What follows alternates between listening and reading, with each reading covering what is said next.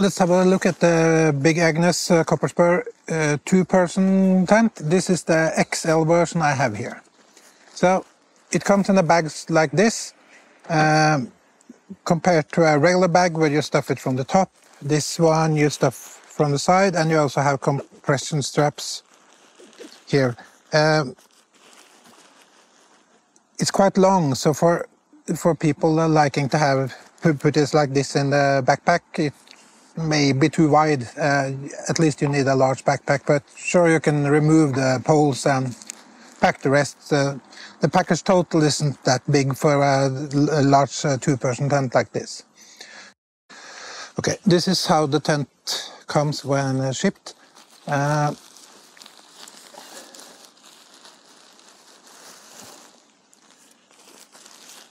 Here is the inner tent. Here is the fly. Here is the poles. And a little new version for the stakes and stuff. Because this bag is attached to the main bag.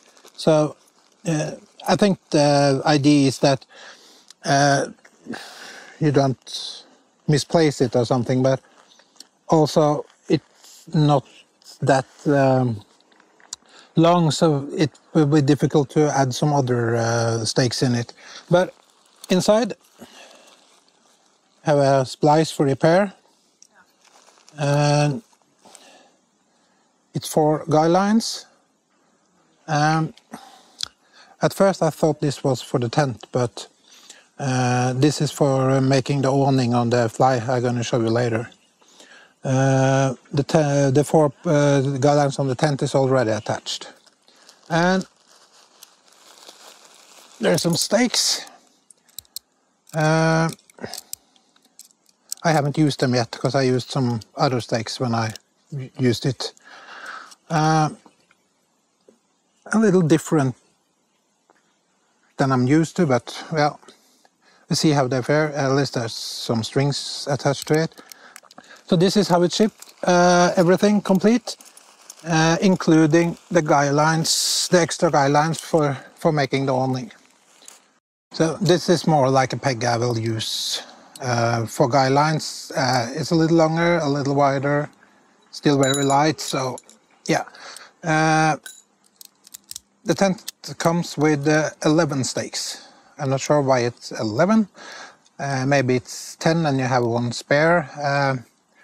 But as we will see later, I prefer to have 12 on this tent. Okay, so I like to have 1 on each corner of the inner. I like to have 1 on each of the vestibules, and 1 for each of the main guy lines. And finally 1 at each end on the small guy lines. That's the minimum for me. Okay, let's check the weight for the tent. It's visible here, but it says 1,536 grams. It in the Big Agnes website is 1.5 kilos, so it's I find it quite accurate. Okay, so to pitch the tent, it's quite simple. You pitch the inner first, and the tent is also color-coded. So the gray end is the head end, and the orange end is the foot end. Now, all the poles are connected to the pole hub. This tent is similar size width all the way, so it doesn't matter which end you start. If it's windy, you can put in some stakes, of course, but you don't need it when it's calm.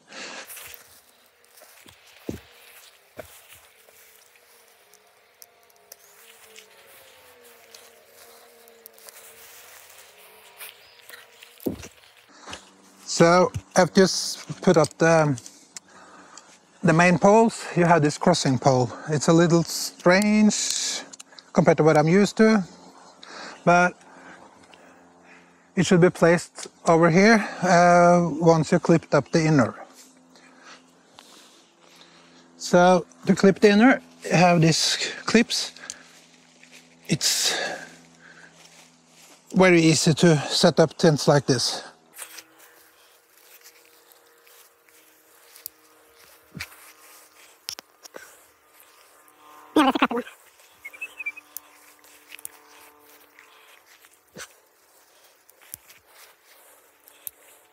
So, like that, and this one goes over here.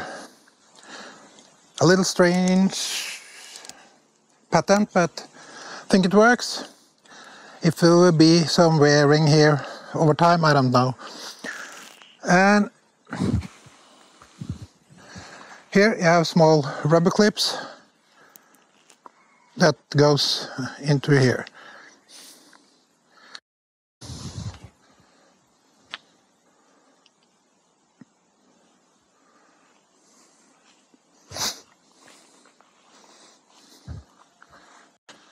It also have some extra rubber here, so we have something to pull into.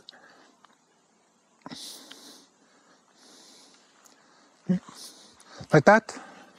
Okay, the door, two zippers that come together down here.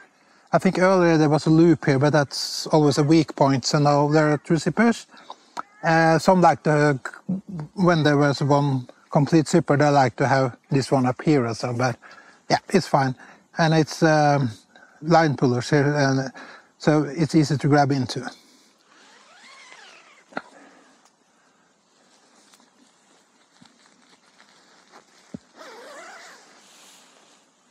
Yeah, so a nice wide door. You can't open it all the way, but I think it's fine. If you take a look, we have a mesh pocket over your head. It's two mesh pockets on the sides. And on this end, it's a larger mesh pocket here. So, yeah, it's plenty of storage space here. This tent is suitable for two 25-inch pads. I think on the website it says it should be 244 in length. I measured it to 242.5, so that's, yeah, close enough. And for the width, it stated 137. I measured it to 136, so yeah, I would say it's quite accurate. So when I lie here, I still have plenty of room for my feet. I think it's nice to have some extra length in the tent, especially if you're two people in there. Because when I go to bed, I normally take off my pants and I roll it, and I take off a sweater or what I have on and put it at the end of the tent. Then I don't need to have it in the vestibule, because then I normally have to pack it in a dry bag or something. You also have some loops here. And in the corners, so you can have strings here for drying, but so far I think it's enough with this one. My old tent didn't have pockets here at all, just too small in the corners. You can also buy a gear loft to put here, but I don't think I will, because it will lower the height of the inner.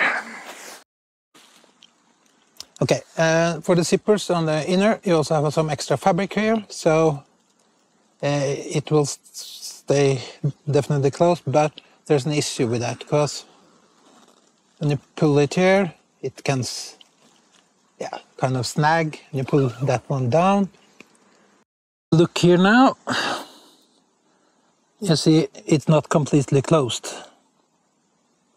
From the outside, there's no problem, but from the inside, it won't close properly if you just pull these lines. So what you have to do here, you have to press the slider with your finger, and then it's closed. So yeah, press the sliders down to get it tight. Okay, so then is the fly, also color-coded, gray goes to gray, so it's quite easy to just clip it in, like that.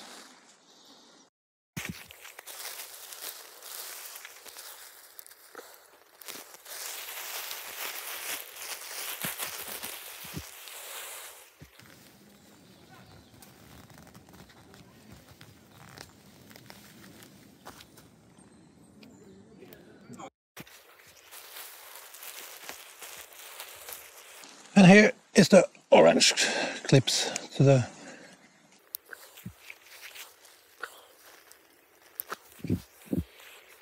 So on the fly, it comes pre-attached with guidelines here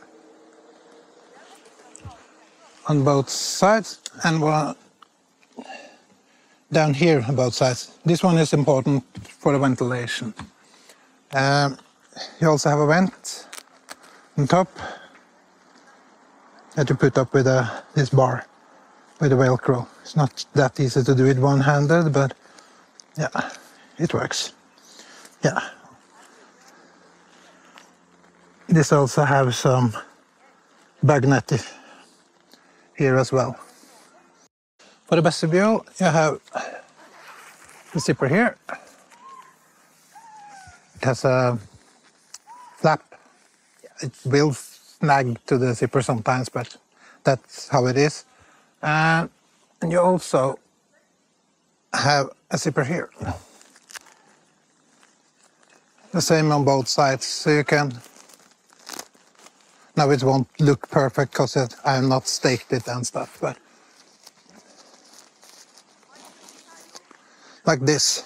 And what you now can do, you can roll this up.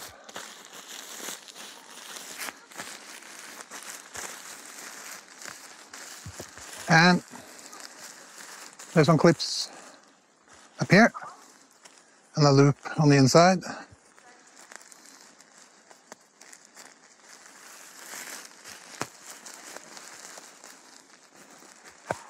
If you want, you can also pull this one aside and you have the same loop on the inside here. Go into this clips. But you can't open the inner more than this. This door also have loops here and here, so you can make an awning with it. So, when pitched with trekking poles and a few guidelines, it will look something like this. So, maybe a future for some, but I don't use trekking poles that often, but I'm sure we're gonna try it. Yeah, and as there is a loop here on both sides, it can also help you if the zipper breaks, and yeah, because then you can tie both to a peg and use this to close it. It will help if it isn't too windy. But yeah, it's not like that. You can also, if you like, if the wind changes, you can also open this and have the normal door closed. It will be a little more cramped to get in, but it's possible. Yeah, but you have a decent space here in the vestibule as well. Now the tent isn't staked out and I haven't used any guidelines and stuff, so it will be a little more roomy. As this tent is the same width all the way in the inner, they still kept some differences on the fly, so now the tent could have been made a little more different, like having the pole hub in the center and have the crossbar connected and an additional vent here somewhere, because then it won't be necessary with the color coding, because The fly will fit both ways, and the same will the poles. Now it has to be set up like this. It made it maybe a little more easy to pitch if it was symmetrical. It's the new hyperbead material, as Big Agnes call it. It should be stronger. It should be more water resistant, so it shouldn't sag that much when it's raining. And it's also slightly lighter. So far I haven't had any rain with this tent, so I don't know if that's true or not. They also said that this fabric, the way this fabric is treated, there's no need to add further water repellent spray or so later. Another thing here is that the fly has a dual zipper. So if you want to take a look out when it's raining and stuff, you have the possibility to open here, and yeah, you can take a look. And this flap will still protect from too much rain coming in the tent. I've taken down the tent, so we can just, it's very easy to pack with this type of bag. So you can just place the poles in, and the inner, and the outer. Turn it around, and the air will disappear after a while. You can just clip it.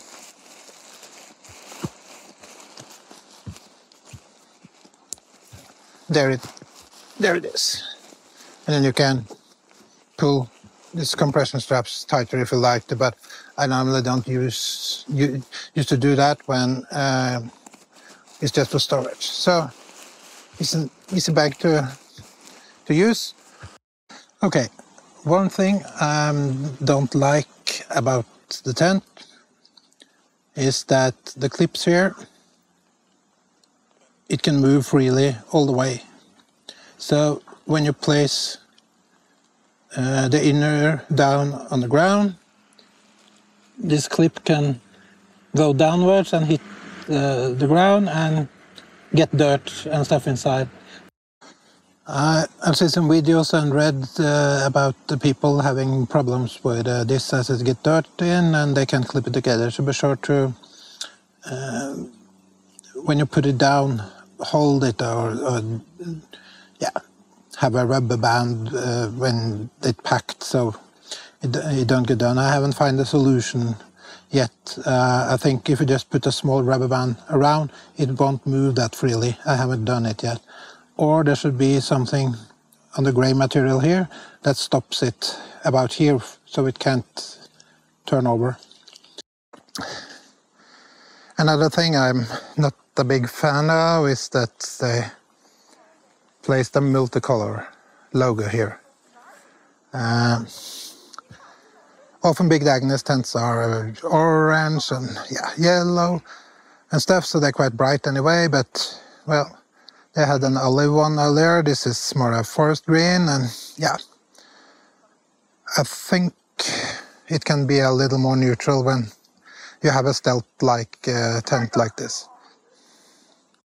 So what I've done for now with the clips, I just tied some rubber band around, so now it's resistant to it, so it can't move that freely. So yeah, I can leave it like that and it will stay like that when I put it down.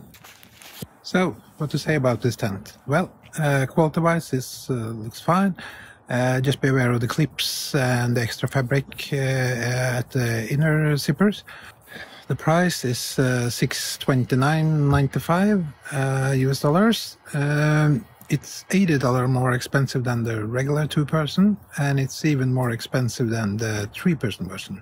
And the 3-person is larger, so I'm not sure why it's priced like that, but well, okay. You can also buy a footprint for this tent. That helps you pitch it fly first and protects the floor, but it's priced at $90. I find that to be too expensive. I think $50 or $60 had been more okay for it, so I didn't buy it. So for the new Hyperbead fabric, I've been out one night, but I didn't have the camera. Then it was raining, and it's been raining a lot lately, so the ground was damp and it seemed to shed water well. I got some of the condensation on the inside of the fly, but that's to be expected when the ground is damp like that.